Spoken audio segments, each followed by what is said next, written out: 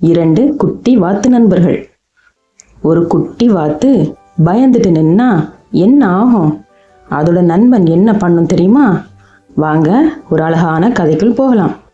ஒரு அழகான வெயில் நாளில் 2 குட்டி வாத்துகள் நடைப்பயிற்சி செய்ய புறப்பட்டன. அவை இரண்டும் சிரிச்சுக்கிட்டே விளையாடிக்கிட்டே சந்தோஷமா போய்கிட்டே இருந்தது. அப்போ திடீர்னு அவங்க முன்னாடி ஒரு ஆறு. அந்த ஆற்றை கடக்கணும். ஆனா ஒரு குட்டி வாத்துக்கு ரொம்ப பயம். அதுக்கு நீந்தவே தெரியாது. அதுக்கு என்ன செய்யுதுன்னே தெரியாம அப்படியே நின்றுடுச்சு. அதோட நண்பன் அதை பார்த்ததும் கவலைப்பட்டுச்சு. அது ஆற்றை கவனமா பார்த்துக்கிட்டே இருந்தப்போ தண்ணீர்ல ஒரு பெரிய தாமரை இலை மிதந்துகிட்டே இருந்தது.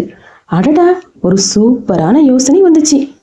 பயப்படாதே, நான் ஒரு வழி கண்டுபிடிச்சிட்டேன்னு சொல்லிட்டு அது தைரியமா ஆற்றில் குதிச்சிச்சு.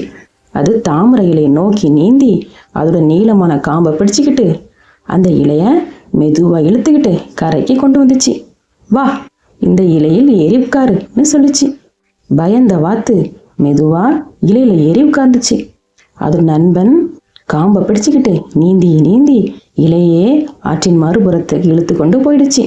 பயம் இல்லாம இலையில சவாரி பண்ணி வந்த வாத்து ரொம்ப சந்தோஷமா இருந்துச்சு. ஆற்றை கடந்து முடிச்சதும் 2 வாத்துகளும் சிரிச்சுக்கிட்டு மகிழ்ச்சியா போனாங்க. ஆபத்தில் உதவும் நண்பனே உண்மையான நண்பன். நீங்க கூட நல்ல நண்பனா இருப்பீங்களா?